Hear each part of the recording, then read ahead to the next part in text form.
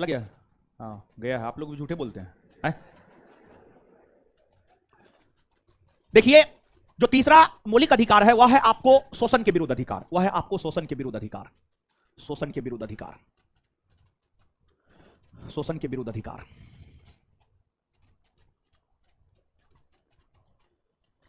और जो शोषण के विरुद्ध अधिकार है इसकी चर्चा है अनुच्छेद 23 और अनुच्छेद 24, अनुच्छेद 23 और अनुच्छेद 24। इसमें अनुच्छेद 23 क्या कहता है? अनुच्छेद 23 की हम बात करें तो जो अनुच्छेद 23 है, मानव के दुर्व्यापार, दुर्व्यापार और बलात्सरम पर प्रतिषेध, और बलात्सरम पर प्रतिषेध, प्रतिषेध लगाने की बात अनुच्छेद 23 करता है।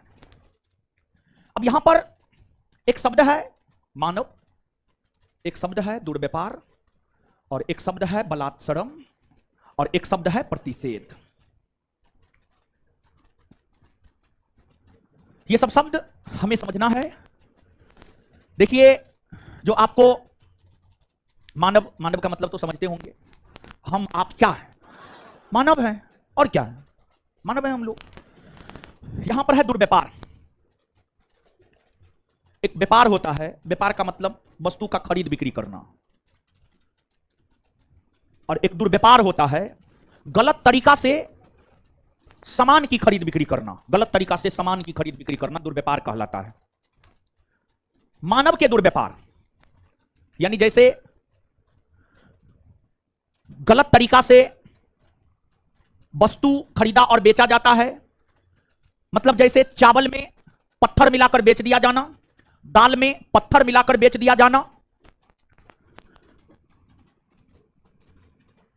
यही तो दुर्व्यापार है, यही तो गलत व्यापार है। अगर आप चावल में पत्थर मिलाकर नहीं बेचते हैं, सही व्यापार कर रहे हैं। कम आप नहीं तौलते हैं, सही व्यापार कर रहे हैं। अगर आप कम तौलते हैं आप, तो आप दुर्व्यापार कर रहे हैं, दुर्व्यापार कर रहे हैं। तो जैसे वस्तु का खरीद बिक्री होता है, जैसे वस्तु का खरीद बिक्री होता है, वैसे मानव का भी खरीद बिक्री होता है। पुरुष, महिला, बच्चा।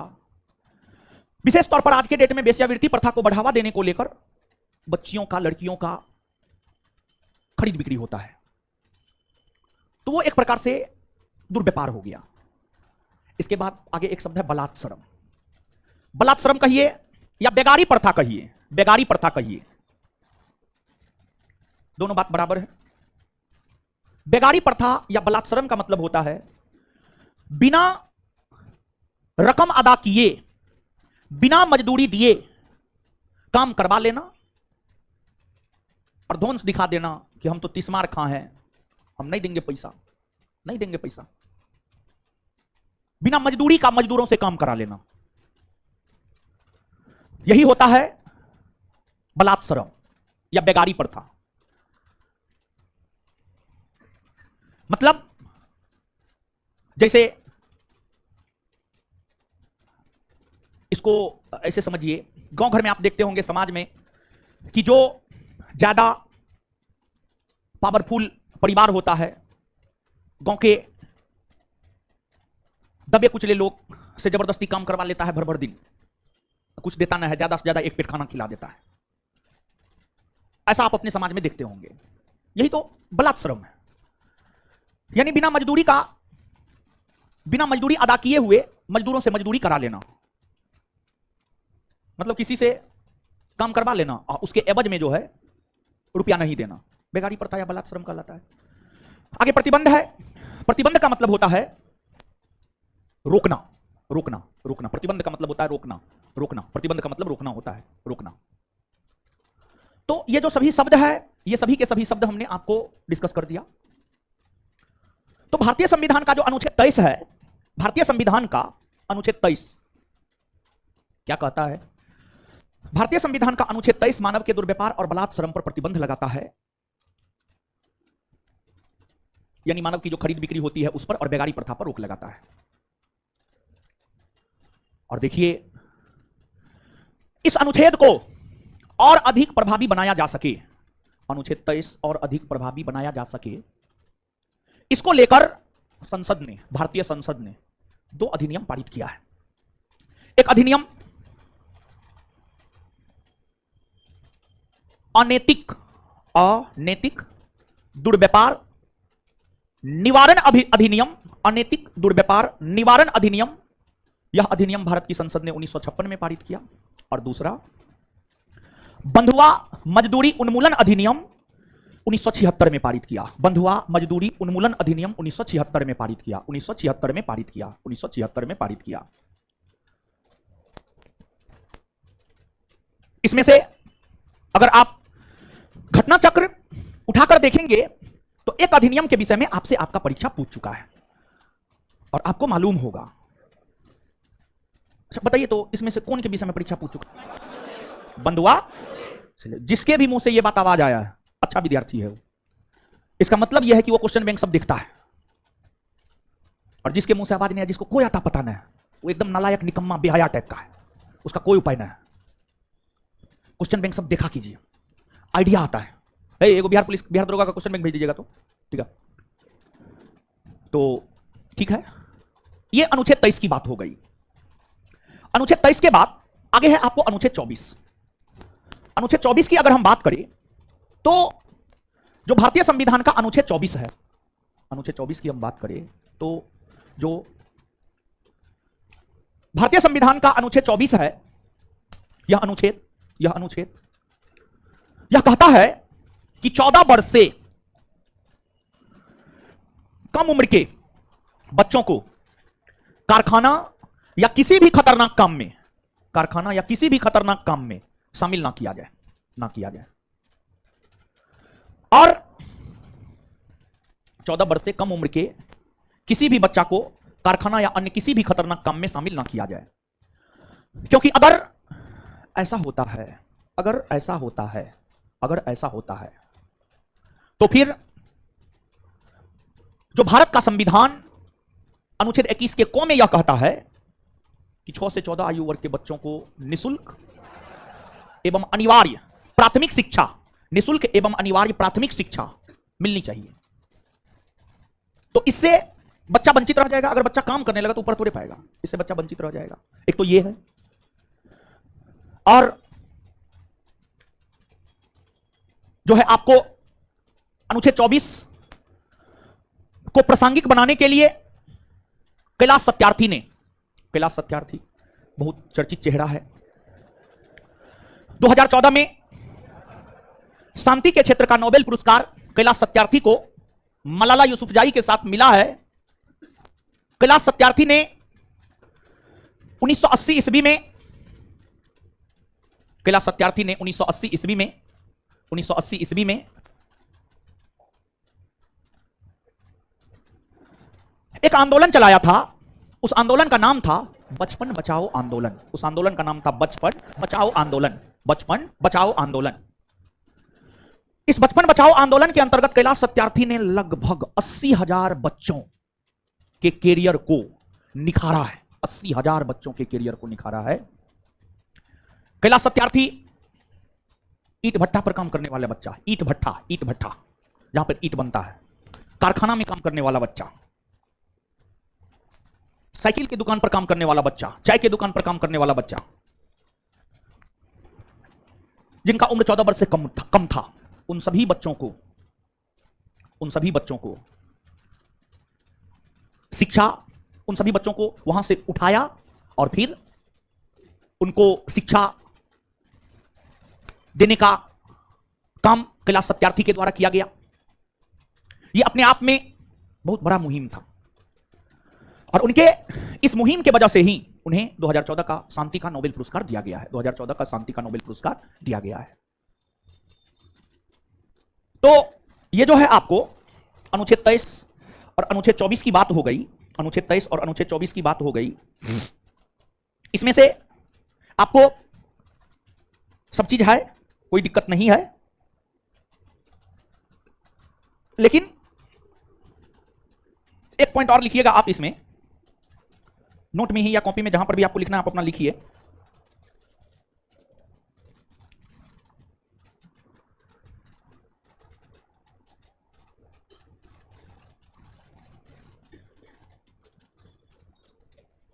लिखिएगा आप,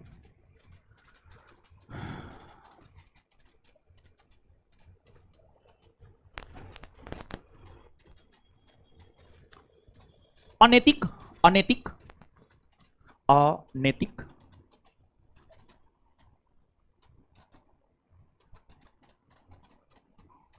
मानव दुर्व्यापार, मानव दुर्व्यापार निवारण अधिनियम, अनैतिक मानव दुर्व्यापार निवारण अधिनियम, निवारण अधिनियम 1956 ईस्वी में, 1956 ईस्वी में पारित हुआ है।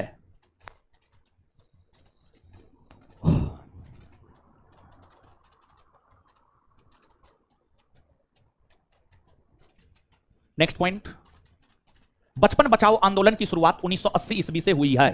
नेक्स्ट पॉइंट, बचपन बचाओ आंदोलन की शुरुआत 1980 ईस्वी से हुई है। बचपन बचाओ आंदोलन की शुरुआत 1980 ईस्वी से हुई है। बचपन बचाओ आंदोलन की शुरुआत 1980 ईस्वी से हुई है। 1980 ईस्वी से हुई है।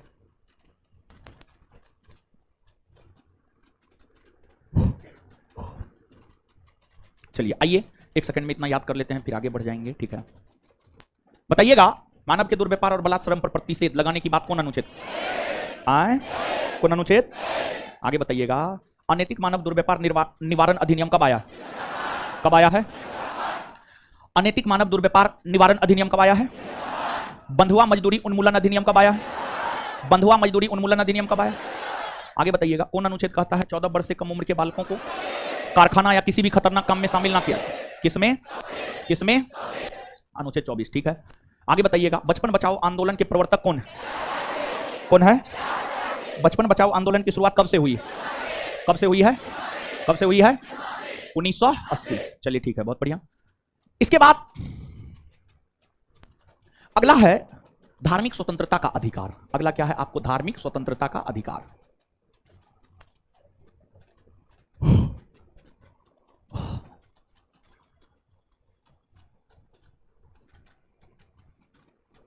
धार्मिक स्वतंत्रता के अधिकार की चर्चा है अनुच्छेद 25 से अनुच्छेद 28। अनुच्छेद 25 से अनुच्छेद 28। देखिए, इसमें जो अनुच्छेद 25 है, इसमें अंतःकरण की स्वतंत्रता, अंतःकरण की स्वतंत्रता तथा अपने धर्म को अबाध रूप से, मतलब स्वतंत्रता पूर्वक मानने, उसके अनुसार आचरण करने और उसका प्रचार करने का अधिकार अनुच्छेद 25 देता है। अनुच्छेद 25 देता है। मतलब आप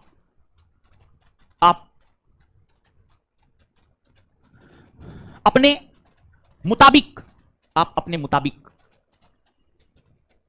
किसी भी धर्म को मान सकते हैं और आप जिस भी धर्म को मान रहे हैं उसके अनुरूप व्यवहार करने का अधिकार है और उस धर्म का प्रचार प्रसार करने का भी अधिकार आपको है। मान लिया जाए कि आप हिंदू धर्म को मानते हैं, हिंदू धर्म की जो आस्था है, हिंदू धर्म में लोग मंदिर जाकर पूजा अर्चना करते हैं। आप एकदम मंदिर जाकर पूजा अर्चना कर सकते हैं। आप हिंदू हैं, आप चाहते हैं हिंदू धर्म का प्रचार प्रसार करें, एकदम आप कर सकते हैं, लेकिन तरीका सही होना चाहिए, तरीका गलत नहीं होना चाहिए, तरीका सही होना चाहिए। आप अगर मुस्लिम हैं, मस्जिद में जाकर आप इबादत कर सकते हैं, नमाज अदा कर सकते हैं। आप सिख हैं, गुरुद्वारा जाकर माथा टेक सकते हैं। आप ईसाई हैं, चर्च जाकर दिया जला सकते हैं। आप किसी अन्य धर्म को मानते हैं, उसके अकॉर्डिंग जो क्रियाकलाप है आप कर सकते हैं। जैसे आप देखते होंगे सिख धर्म को मानने वाले लोग एक छोटा कृपान रखते हैं, एक छोटा अस्त्र रखते हैं, एक छोटा अस्त्र रखते हैं। सिख धर्म को मानने वाले लोग एक छोटा अस्त्र इसलिए रखते हैं या कृपान इसलिए रखते हैं क्योंकि जो आपको सिख धर्म है, सिख धर्म में टोटल 10 सिख गुरु हुए। 10 सिख गुरु में 10वें और अंतिम सिख गुरु गुरु गोविंद सिंह हुए। गुरु गोविंद सिंह ने सिख धर्म को मानने वाले लोगों से यह कहा कि केस, कंघा, कृपान, कच्छा, कड़ा ये आपके लिए आवश्यक है। केस, कंघा, कृपान, कृपान अस्त्र, छोटा अस्त्र, कच्छा, कड़ा। तो जो कृपान है ये आपको सिख धर्म का अंग है। चप्पल देख रहे हैं, चपला देंगे हम, और तुमको हम नहर में फेंक देंगे। जो बोल रहा है आगे भेजिए पीछे भेजिए, तुमको उसको हम नहर में फेंक देंगे।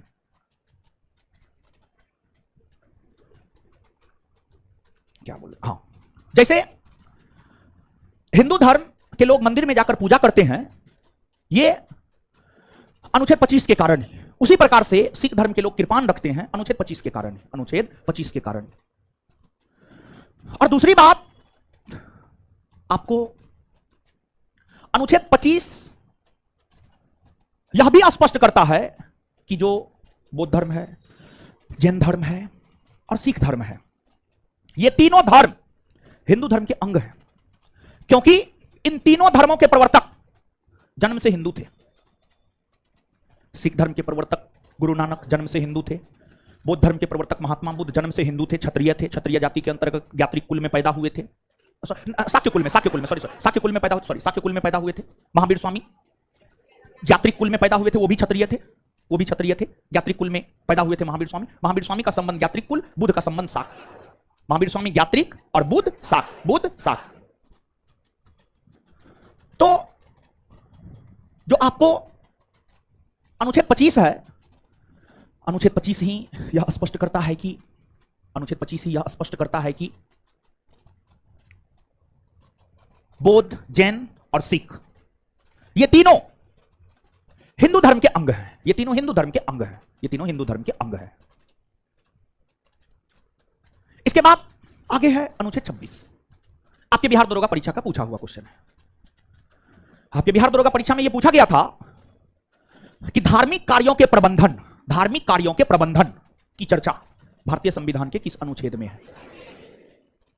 तो जो धार्मिक कार्यों के प्रबंधन की चर्चा है उसका जिक्र भारतीय संविधान के अनुच्छेद 26 में है। देखिए, धार्मिक कार्यों का प्रबंधन, धार्मिक कार्य क्या है? धार्मिक कार्य क्या है? धार्मिक कार्य, अरे कहीं पर रामायण का पाठ करवा देना, महाभारत का पाठ करवा देना, गांधी मैदान में धीरेन्द्र शास्त्री को बुला लेना, यज्ञ करवाना, यज्ञ करवाना, या फिर इस्लाम धर्म में ऐसे तो कुरान कहता है, कुरान कहता है, कुरान यह कहता है कि एक सच्चे मुसलमान को एक दिन में कम से कम 5 बार नमाज अदा करना चाहिए, लेकिन बहुत कम, हमको लगता है 10 से 15, 20, मैक्सिमम 20% मुसलमान होगा जो एक दिन में 5 बार नमाज अदा करता होगा, और पूरे सालों भर 5 बार नमाज अदा करता होगा। मुश्किल से 20% होगा, उससे ज्यादा नहीं होगा। लेकिन खास अवसर पर आप देखेंगे हर मुसलमान नमाज अदा करता है, खास अवसर पर। गांधी मैदान में, अब एग्जैक्ट पर्व का ध्यान में नहीं आ रहा है, ठीक है, जो भी हो, हाँ जो भी हो, ठीक है, जो भी हो देख लीजिएगा आप अपना। ये एग्जाम्पल दे रहे हैं, जरूरी नहीं है, परीक्षा के लिहाज से जरूरी नहीं है। तो उसके लिए जो है विशेष व्यवस्था करना, विशेष व्यवस्था करना, यही सब चीज है धार्मिक कार्य। और क्या है? धार्मिक कार्य सुचारू एवं सुव्यवस्थित ढंग से आयोजित हो सके, इसको लेकर ट्रस्ट की स्थापना कर देना, ट्रस्ट की स्थापना कर देना, यही सब धार्मिक कार्य के अंतर्गत आते हैं। तो जो आपको अनुच्छेद 26 है, यह धार्मिक कार्यों के प्रबंधन के विषय में जानकारी प्रदान करता है, धार्मिक कार्यों के प्रबंधन के विषय में जानकारी प्रदान करता है।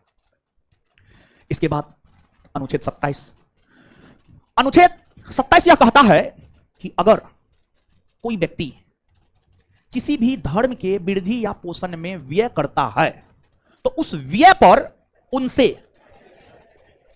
कर नहीं लिया जाएगा, कर अदायगी की स्वतंत्रता होगी, उन्हें कर अदायगी की स्वतंत्रता होगी।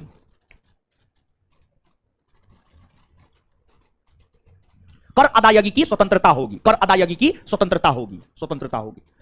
जैसे एग्जांपल के तौर पर हम हिंदू हैं, हम हिंदू धर्म के वृद्धि को लेकर खर्च करते हैं, व्यय करते हैं, खर्च करते हैं। तो हम हिंदू धर्म के वृद्धि को लेकर जो खर्च करेंगे उस पर हमको कर देने हेतु छूट होगी, स्वतंत्रता होगी।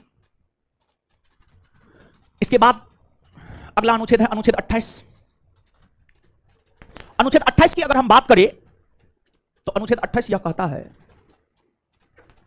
सरकार द्वारा 100% वित्त पोषित, सरकार द्वारा 100% वित्त पोषित किसी शैक्षणिक संस्थान में धार्मिक शिक्षा नहीं दी जाएगी, धार्मिक शिक्षा नहीं दी जाएगी, धार्मिक शिक्षा नहीं दी जाएगी।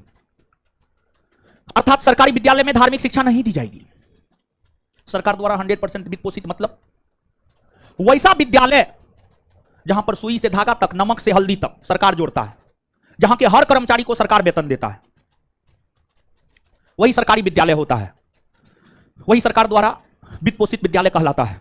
और सरकार द्वारा 100% वित्त पोषित सरकारी विद्यालय, सरकार द्वारा 100% वित्त पोषित सरकारी विद्यालय में धार्मिक शिक्षा नहीं दी जा सकती है। जैसे आप 10वां जिस स्कूल से किए होंगे, अगर सरकारी स्कूल से किए होंगे तो वहां पर धार्मिक शिक्षा नहीं दी जा सकती है।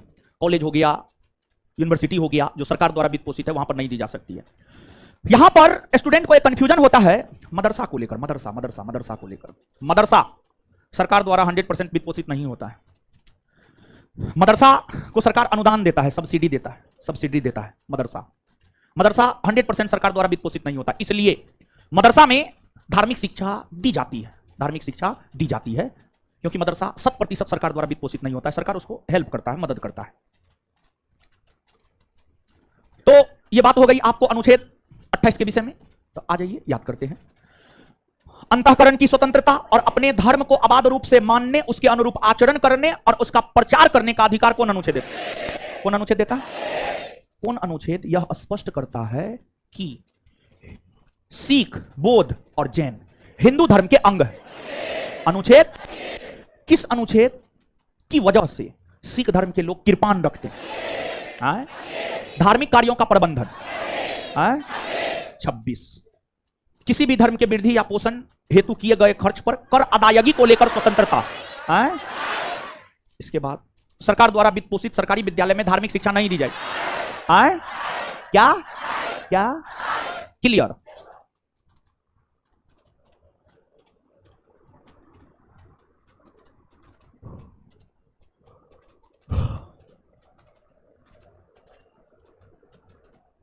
चलिए आगे आइएगा। इसके बाद आगे है आपको शिक्षा एवं संस्कृति का अधिकार।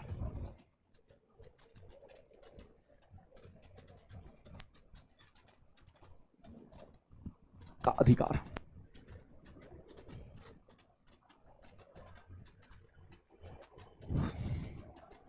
देखिए, शिक्षा एवं संस्कृति के अधिकार के विषय में जानकारी हमें भारतीय संविधान का अनुच्छेद 29 और अनुच्छेद 30 देता है। अनुच्छेद 29 की अगर बात की जाए तो उसमें है अल्पसंख्यक वर्गों के हितों का संरक्षण। अनुच्छेद 29 की अगर आप बात करेंगे तो इसमें है अल्पसंख्यक वर्गों के हितों का संरक्षण। अल्पसंख्यक वर्गों के हितों का संरक्षण। देखिए, आपको इसका क्या मतलब होता है समझना है। यहां पर एक शब्द है अल्पसंख्यक और एक शब्द है हितों का संरक्षण। एक शब्द है अल्पसंख्यक और एक शब्द है हितों का संरक्षण। सीधी सी बात है, अल्पसंख्यक में, अल्पसंख्यक क्या है इसको आप समझिएगा। अल्प, अल्प का मतलब कम, संख्यक, संख्यक का मतलब संख्या। जिसकी संख्या कम है अल्पसंख्यक, जिसकी संख्या कम है अल्पसंख्यक, अल्पसंख्यक।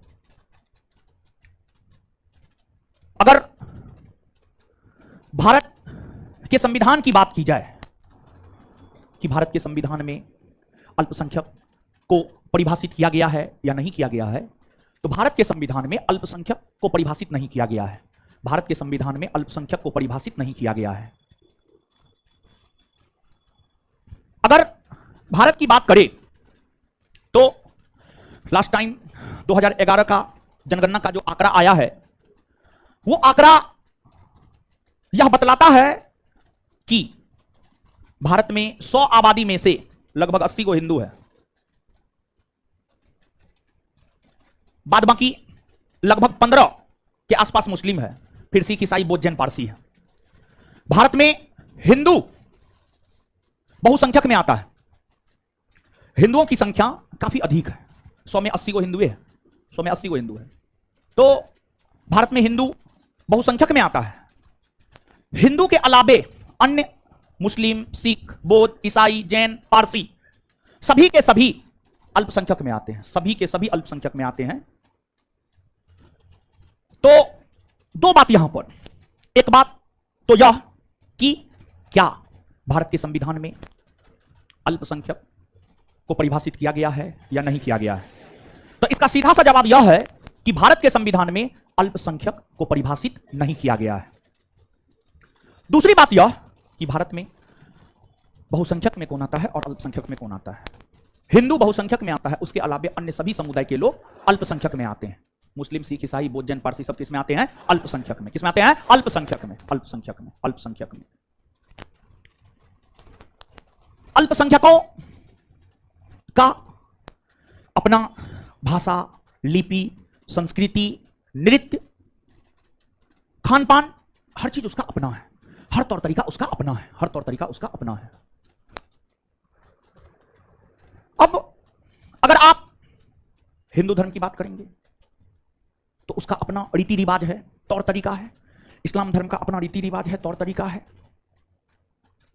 ईसाई धर्म का अपना रीति रिवाज है, तौर तरीका है। हर धर्म का अपना एक रीति रिवाज और तौर तरीका होता है, हर धर्म का अपना एक रीति रिवाज और तौर तरीका होता है, हर धर्म का। जिस धर्म का जो रीति रिवाज और जो तौर तरीका है,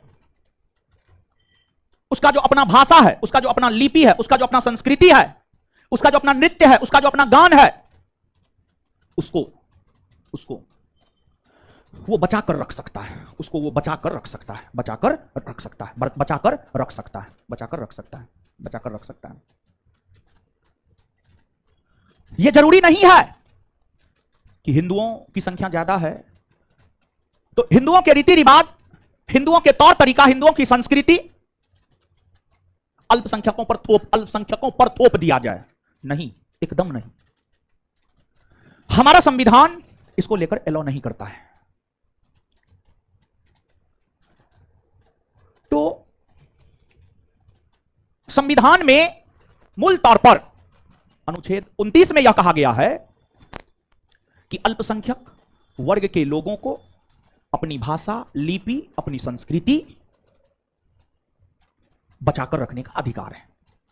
अर्थात अल्पसंख्यकों को उनका जो अपना हित है, उनका जो अपना भाषा है, उनका जो अपना लिपि है, उनका जो अपना संस्कृति है, उसको बचाकर रखने का अधिकार देता है।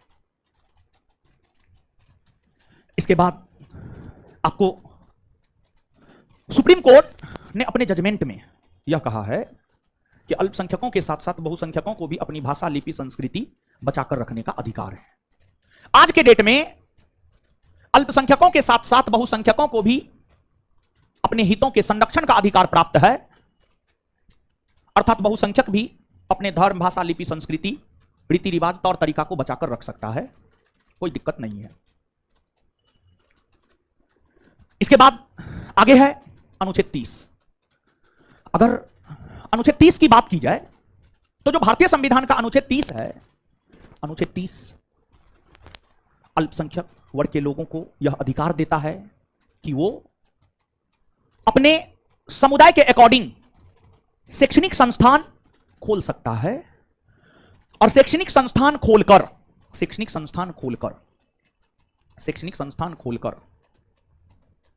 उसको चला सकता है, उसमें शासन प्रशासन कर सकता है। और अगर सरकार की बात करें तो सरकार उस शैक्षणिक संस्थान को अनुदान दे सकता है, मतलब आर्थिक सहायता दे सकता है, आर्थिक सहायता दे सकता है, आर्थिक सहायता दे सकता है। यह बात हो गई अनुच्छेद 29 और अनुच्छेद 30 की। तो आपसे पूछा जाएगा कि अल्पसंख्यक वर्ग के हितों के संरक्षण की बात कौन अनुच्छेद में है, क्या करें? कौन अनुच्छेद में है? अनुच्छेद 29। कौन अनुच्छेद अल्पसंख्यक वर्ग के लोगों को शैक्षणिक संस्थान खोलने और उसके अकॉर्डिंग शासन प्रशासन करने का अधिकार। कौन अनुच्छेद? कौन अनुच्छेद? अनुच्छेद क्लियर है। इसके बाद आगे है अनुच्छेद 31। अनुच्छेद 31 में संपत्ति के अधिकार की चर्चा थी कि संपत्ति का अधिकार एक मौलिक अधिकार है। संपत्ति का अधिकार एक मौलिक अधिकार है, लेकिन 44वां संविधान संशोधन 1978 के तहत अनुच्छेद 31 को निरस्त कर दिया गया, रद्द कर दिया गया और संपत्ति के अधिकार को मूल अधिकार की श्रेणी से हटा दिया गया। और आज के डेट में संपत्ति का अधिकार अनुच्छेद 300 के क में है और यह एक प्रकार का कानूनी या विधिक अधिकार की श्रेणी में आता है। इसके बाद आगे है अनुच्छेद 32। अनुच्छेद 32, अनुच्छेद 32 की अगर बात करें तो जो अनुच्छेद 32 है इसमें है संवैधानिक उपचारों का अधिकार।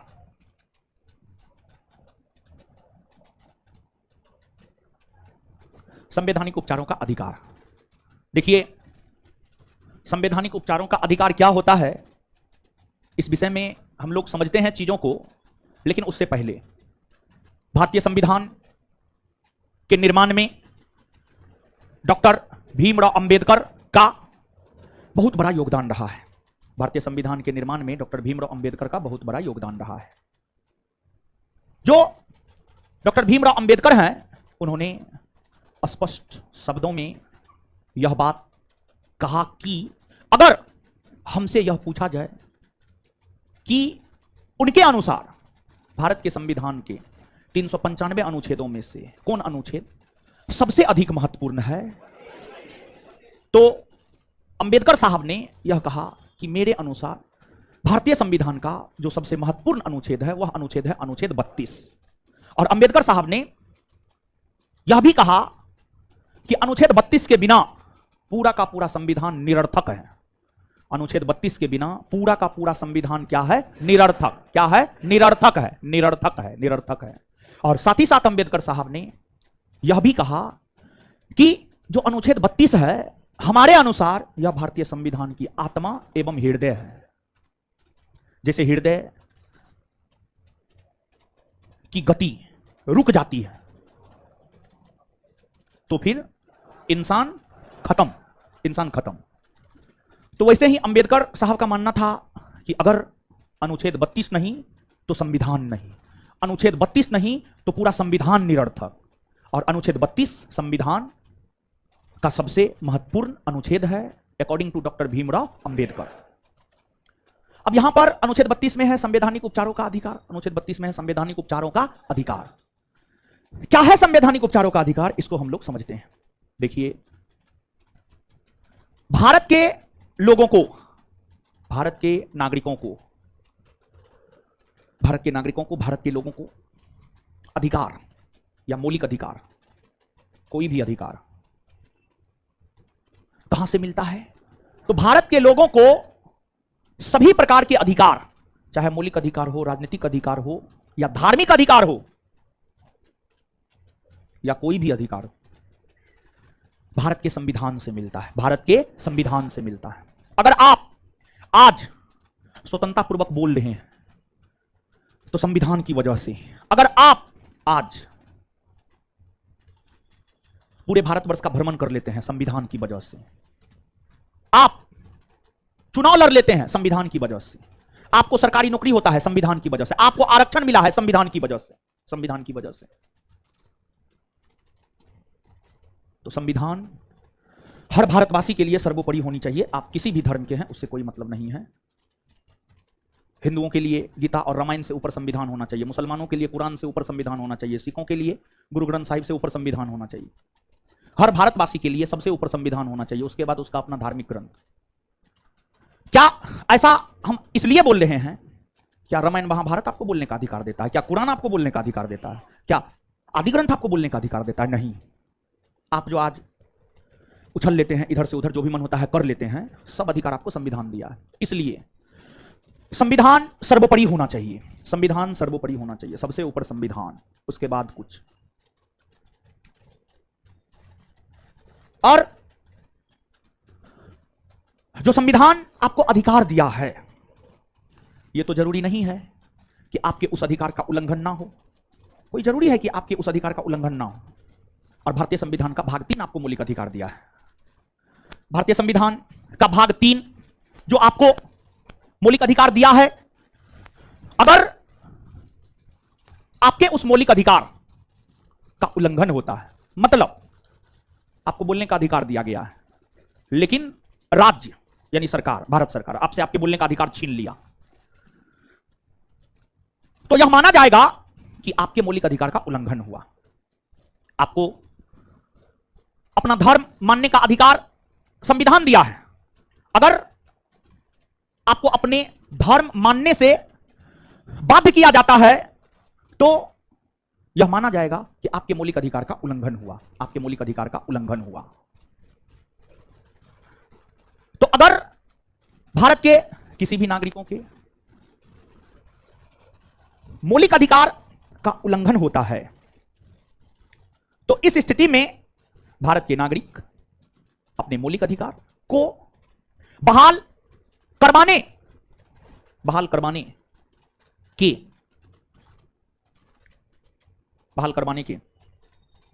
के उद्देश्य से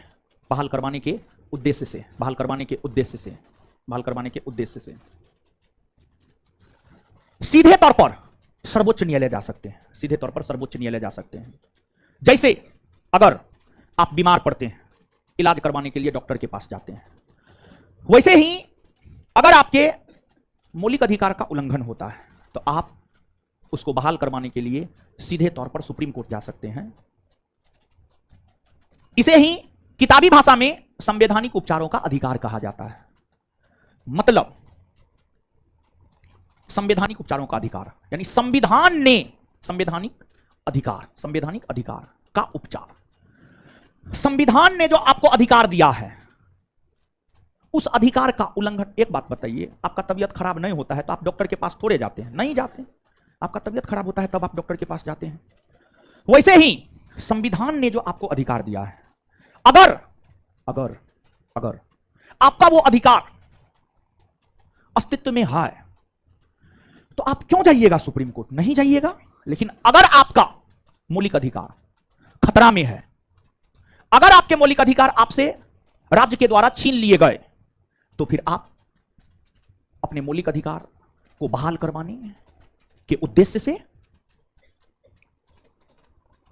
सुप्रीम कोर्ट जा सकते हैं, सर्वोच्च न्यायालय जा सकते हैं। यही बात अनुच्छेद 32 कहता है। और देखिए, जैसे अनुच्छेद 32 के तहत आप अपने मौलिक अधिकार को बहाल करवाने के उद्देश्य से सुप्रीम कोर्ट जा सकते हैं उल्लंघन होने की स्थिति में, उसी प्रकार से अनुच्छेद 226 यह कहता है कि अगर किसी व्यक्ति के मौलिक अधिकार का हनन होता है या उसका उल्लंघन होता है तो वह व्यक्ति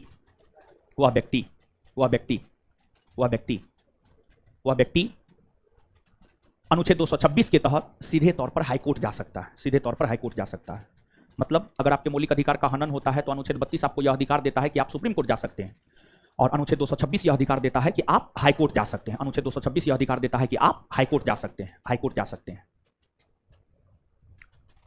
पहली बात।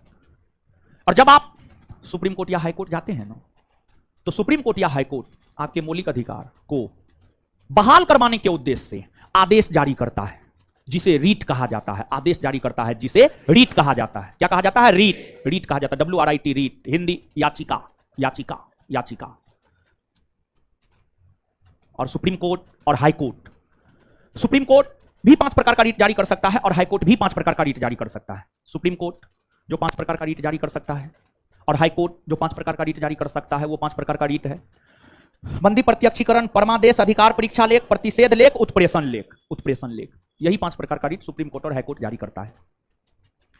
क्या है बंदी प्रत्यक्षीकरण, क्या है परमादेश, क्या है उत्प्रेषण, क्या है अधिकार परीक्षा लेख, क्या है प्रतिषेध लेख, इसकी चर्चा आगे हम आपके साथ करेंगे। ठीक है। लेकिन इससे आगे अनुच्छेद 33, 34, 35 को आप जानिए। अनुच्छेद 33 क्या कहता है, 34 क्या कहता है और 35 क्या कहता है। सबसे पहले आप इन अनुच्छेदों को जानिए, फिर हम लोग पुनः लौटेंगे अनुच्छेद 32 के ऊपर। अनुच्छेद 32 के ऊपर फिर से लौटेंगे हम लोग। तो जो आपको अनुच्छेद 33 है, अनुच्छेद 34 है, अनुच्छेद 35 है,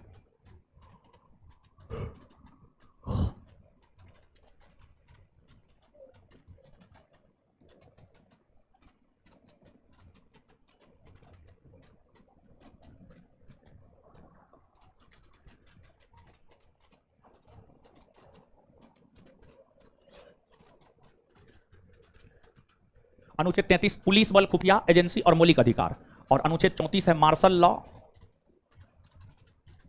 और मौलिक अधिकार।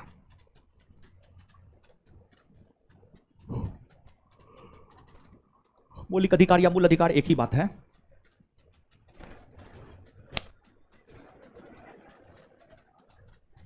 अनुच्छेद 35 है मूल अधिकार और संसद। मूल अधिकार और संसद क्या है इसको समझते हैं, ठीक है, क्या है ये इसको समझते हैं। देखिए अनुच्छेद 33 में है पुलिस बल, खुफिया एजेंसी और मूल अधिकार। अनुच्छेद 33 यह कहता है, अनुच्छेद 33 यह कहता है, अनुच्छेद 33 यह कहता है कि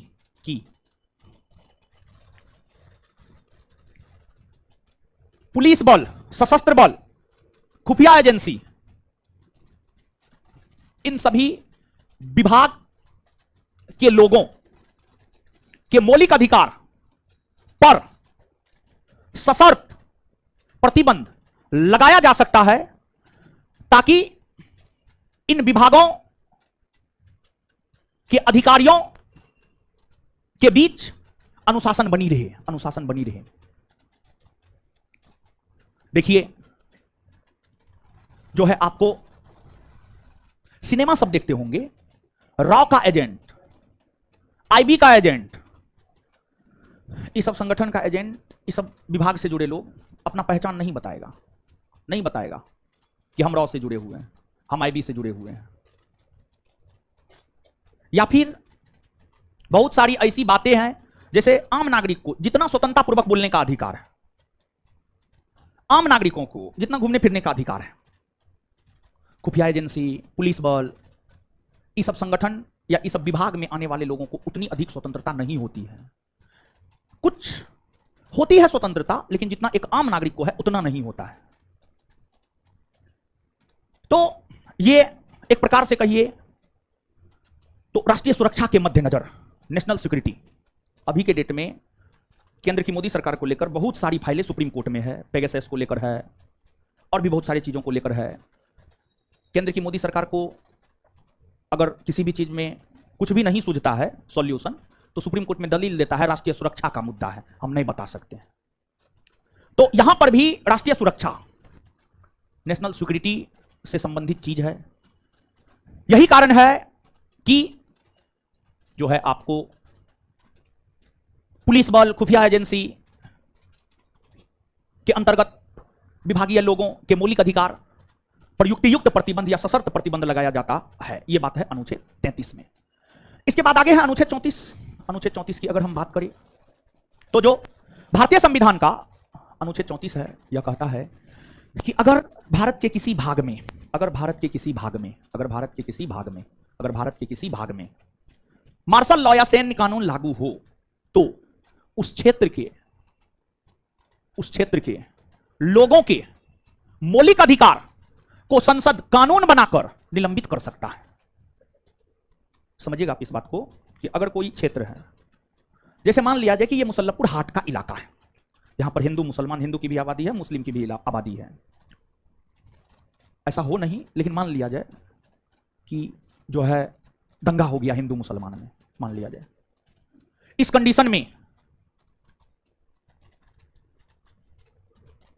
बिहार की प्रशासन जो निर्णय लेगी, इस क्षेत्र में जो है पुलिस बल भर देगा, इस क्षेत्र में पुलिस बल भर देगा। आप देखते होंगे कहीं पर भी दंगा होता होगा तो rapid action force, RAF, BSF का जवान या फिर जो उसको कंट्रोल कर सकता है पुलिस बल से भर देता है, पुलिस बल से भर देता है। तो अब वहां पर पुलिस जो बोलेगा वही होगा, कोई संविधान नहीं उस समय, कुछ समय के लिए कोई संविधान नहीं, कुछ नहीं। तो आप देखते होंगे कि जो सेंसिटिव इलाका होता है उस क्षेत्र में धारा 144 लागू कर दिया जाता है, धारा 144 लागू कर दिया जाता है। 2 से 3 आदमी जो है एक साथ एकत्रित नहीं हो सकता है। और जबकि ऐसे है सामान्य तौर पर आप 10 आदमी साथ चलिए, कहीं भी जाइए, कोई दिक्कत है? कोई दिक्कत नहीं है, कहीं भी आइए जाइए कोई दिक्कत नहीं है। लेकिन अगर दंगा हो गया, लेकिन अगर मान लिया जाए दंगा हो गया, तो आपको आपके घर में रहना पड़ेगा, आप बाहर नहीं निकल सकते हैं। तो आप जो है, आपको घर में बंद कर दिया गया, कहा गया 1 सप्ताह तक घर से बाहर ही नहीं निकलना है। तो अब आप अनुच्छेद 19 का हवाला दीजिएगा, कहिएगा अनुच्छेद 19 तो हमको स्वतंत्रतापूर्वक पूरे भारतवर्ष में कहीं भी घूमने का अधिकार देता है, और मुसल्लफपुर हाट तो बिहार के पटना में है, और बिहार का पटना जो है भारत के अंतर्गत आता है, तो यहां पर हमको घूमने फिरने क्यों नहीं दिया जा रहा है? तो उस टाइम आपका जो है अनुच्छेद 19 का हवाला काम करने वाला नहीं है। तो वही है कि अगर किसी क्षेत्र में सैन्य कानून लागू हो तो आपके मौलिक अधिकार निलंबित हो सकते हैं, और आपके मौलिक अधिकार को भारत का संसद कानून बनाकर निलंबित कर सकता है। मतलब आपके आने जाने के अधिकार स्वतंत्रतापूर्वक कहीं भी आने जाने, आपके जो अधिकार है स्वतंत्रतापूर्वक कहीं भी आने जाने का, वह आपका अधिकार आपसे छीन लिया जाता है। कुछ समझ में आया? क्लियर है? उधर जो दूगो बतिया रहे हैं खड़ा हो जाइए, दूगो जो बतिया रहे हैं खड़ा हो जाइए, अपने मन से हमको फालतू का डिस्टर्ब मत कीजिए। हम उठ गए तो पता कर लीजिएगा, कम से कम 10 फट्टा मारते हैं, कम से कम 10 फट्टा मारते हैं, ठीक है? खड़ा हो जाइए, हाँ खड़ा हो जाइए, खड़ा हो जाइए, हाँ हाँ आप भी, आप क्या, हाँ दोनों खड़ा रहिए। चलिए चलिए अब आगे आइएगा। तो आशा करते हैं आप समझे होंगे। तो अगर भारत के किसी क्षेत्र में मार्शल लॉ लागू हो, सैन्य कानून लागू हो, तो उस क्षेत्र के लोगों के मौलिक अधिकार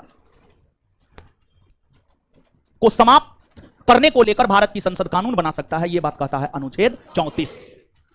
इसके बाद अगला अनुच्छेद है अनुच्छेद 35। अनुच्छेद 35 की अगर हम बात करें तो अनुच्छेद 35 क्या कहता है? अनुच्छेद 35 क्या कहता है? अनुच्छेद 35 यह कहता है कि मौलिक अधिकार को भारत की संसद जितना चाहे उतना सशक्त और मजबूत बना सकती है। मौलिक अधिकार को भारत की संसद जितना चाहे उतना सशक्त बना सकती है, और मौलिक अधिकार को सशक्त बनाने को लेकर भारत की संसद कोई भी कानून बना सकती है। भारत की संसद कोई भी कानून बना सकती है। जैसे भारत की संसद ने बंधुआ मजदूरी अधिनियम, भारत की संसद ने अनैतिक मानव दुर्व्यापार निवारण अधिनियम, जैसे भारत की संसद ने बाल श्रम निषेध अधिनियम तथा कई अन्य अधिनियम जो बनाए हैं, वो इसी अनुच्छेद 35 की वजह से। मतलब जैसे आप समझिएगा कि अनुच्छेद 11 क्या कहता है? कौन बता सकते हैं? खड़ा होके बोलिए तो, कौन बता सकते हैं? लड़की में कौन कौन बता सकते हैं? लड़की में कौन कौन बता सकते हैं? हाथ खड़ा कीजिए तो, हाथ खड़ा कीजिए, बढ़िया से हाथ खड़ा कीजिए, बढ़िया से हाथ खड़ा कीजिए, बढ़िया से हाथ खड़ा कीजिए। लड़का में अब तो देख लिया होगा सब, फर्स्ट इंप्रेशन का महत्व होता है। बड़ी स्थिति गड़बड़ है एकदम, आप लोग चप्पल से चपलाने वाली सब, समझ गए? आप लोग भी समझ गए? हमको जो मैसेज करता है ना कि रिवीजन का टाइम कब मिलेगा, अभी बकरी चराने के लिए जाओ,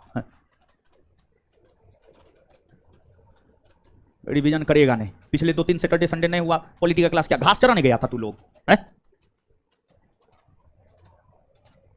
एकदम पढ़ने लिखने वाला लक्षण ही नहीं, सिर्फ मास्टर पढ़ा दे, मास्टर के पढ़ाने से रिजल्ट हो जाता तो सब विद्यार्थी का रिजल्ट हो जाता।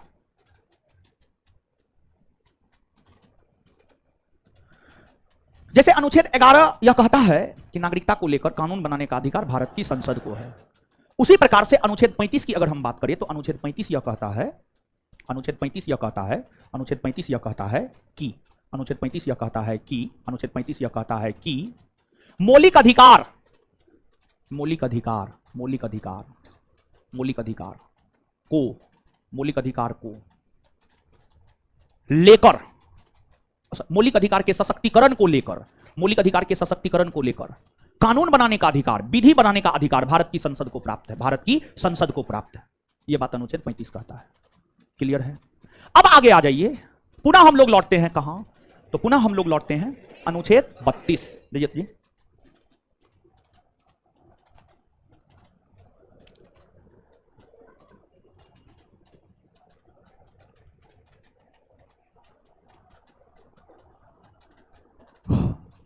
सब चीज लिखा हुआ है, वही देख रहे 33, 34, 35 है ना? हाँ है। एक चीज लीजिए, अब पुनः लौटिए अनुच्छेद 32 पर, लेकिन उससे पहले याद कीजिए। ठीक है, बताइए बताइए, संवैधानिक उपचारों का अधिकार कौन अनुच्छेद आए? अनुच्छेद 32 में है। डॉक्टर भीमराव अंबेडकर ने संविधान की आत्मा कौन अनुच्छेद? अनुच्छेद 32 को कहा है। अगर आपके मौलिक अधिकार का हनन होता है तो आप सुप्रीम कोर्ट कौन अनुच्छेद के तहत जाते हैं? अनुच्छेद।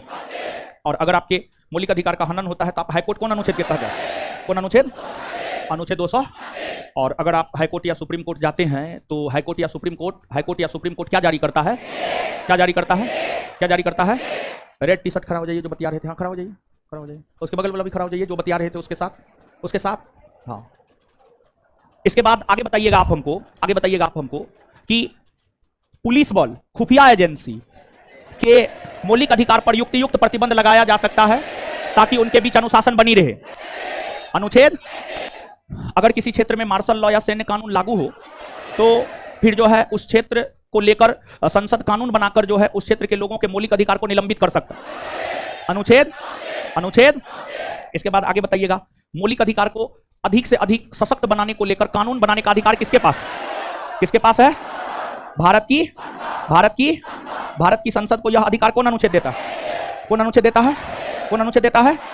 अनुच्छेद 35। अनुच्छेद। क्लियर है ये बात? चलिए ठीक है। अब आगे आइएगा, आगे समझते हैं।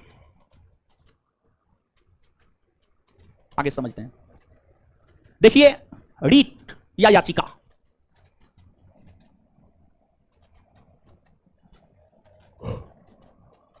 रीट या याचिका सुप्रीम कोर्ट भी जारी कर सकता है और हाई कोर्ट भी जारी कर सकता है। लेकिन दोनों के रीट या याचिका जारी करने के अधिकार में कुछ अंतर होता है। दोनों के रीट या याचिका जारी करने के अधिकार में कुछ अंतर होता है। तो दोनों के रीट या याचिका जारी करने के अधिकार में जो कुछ अंतर होता है, वो अंतर क्या है? सबसे पहले अंतर को समझ लीजिए, फिर क्या है बंदी प्रत्यक्षीकरण, क्या है अधिकार परीक्षालय, क्या है नहीं है, आगे चर्चा करेंगे। ठीक है, देखिए, सुप्रीम कोर्ट और हाई कोर्ट। पहली बात यह है कि अगर आप सुप्रीम कोर्ट की बात करेंगे तो जो सुप्रीम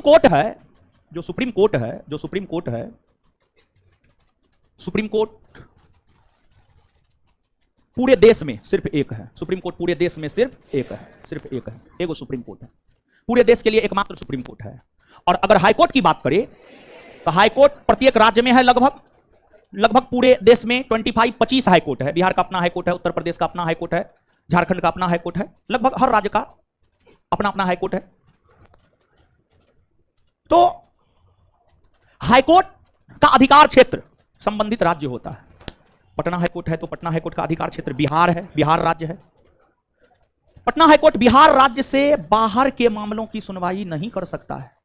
रांची हाई कोर्ट है तो उसका अधिकार क्षेत्र झारखंड राज्य है, वह झारखंड के लोगों के मामलों की सुनवाई कर सकता है। लेकिन अगर बात सुप्रीम कोर्ट की करें तो सुप्रीम कोर्ट का जो अधिकार क्षेत्र है वह पूरे भारतवर्ष के लिए है। सुप्रीम कोर्ट पूरे भारतवर्ष में कुछ भी कर सकता है, कोई भी आदेश जारी कर सकता है। तो जो है आपको सुप्रीम कोर्ट की अगर हम बात करें तो जो सुप्रीम कोर्ट है, सुप्रीम कोर्ट पूरे भारतवर्ष के लिए रीट जारी कर सकता है। पूरे भारतवर्ष के लिए सुप्रीम कोर्ट पूरे भारतवर्ष के लिए रीट जारी कर सकता है, पूरे भारतवर्ष के लिए रीट जारी कर सकता है। लेकिन हाई कोर्ट सिर्फ संबंधित राज्य के लिए रीट जारी कर सकता है। संबंधित राज्य के लिए रीट जारी कर सकता है। दूसरी बात, जो सुप्रीम कोर्ट है यह सिर्फ तब रीट जारी करता है जब मौलिक अधिकार का हनन होता है या जब लोगों के मूल अधिकार का हनन होता है। सुप्रीम कोर्ट तब रीट जारी करता है जब लोगों के मूल अधिकार या मौलिक अधिकार का हनन होता है, सिर्फ।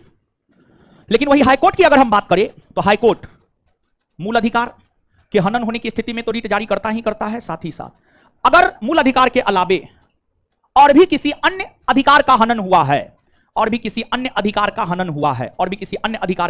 है, तब पर भी हाई कोर्ट रीट जारी कर सकता है। इसके बाद सुप्रीम कोर्ट के द्वारा जो रीट या याचिका जारी किया जाता है उसके खिलाफ अपील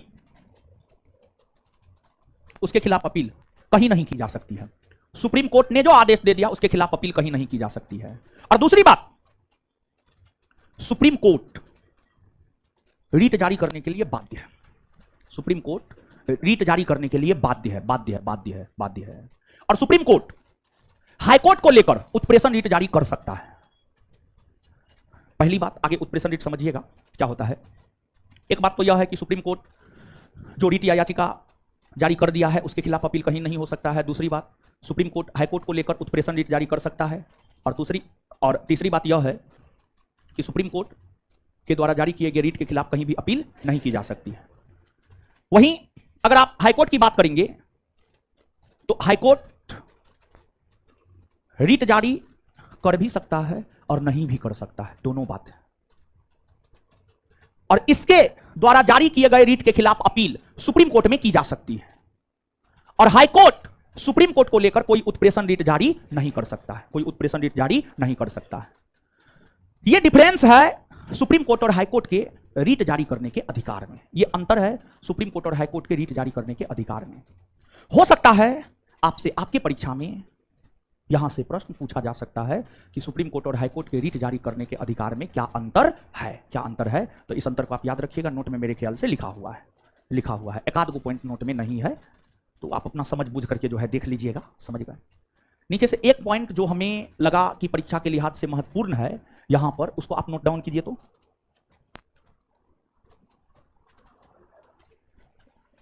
लिखिएगा,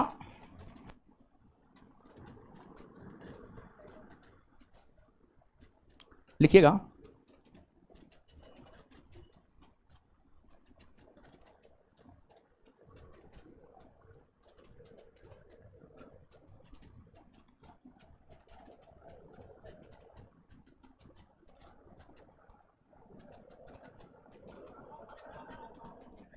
है, लिखिएगा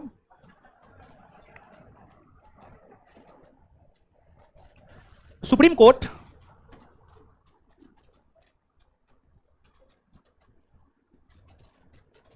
supreme court supreme court writ जारी करने के लिए बाध्य है, रीट जारी करने के लिए बाध्य है।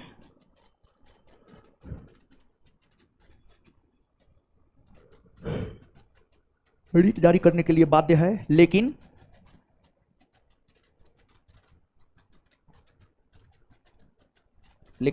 हाईकोर्ट बाध्य नहीं है।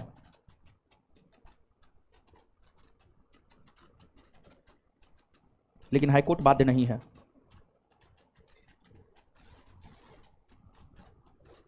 बाध्य नहीं है। चलिए, अब जो है पॉलिटी में आज इतना ही रहने दीजिए, करंट पढ़ाएंगे, ठीक है। करंट का ऐसे प्रयास करेंगे कि जो है अभी पढ़ाएंगे, कॉपी में लिखाएंगे, आगे देखेंगे जो जैसा होगा वैसे करेंगे। हम आपको बोले हुए थे कि जो है नोटिफिकेशन आने के बाद करंट पढ़ाएंगे, प्रत्येक रविवार को पढ़ाएंगे। नोटिफिकेशन आ चुका है, नोटिफिकेशन के बाद आज पहला करंट के प्रश्न करंट जिस प्रकार से पूछे गए हैं उसको थोड़ा सा हम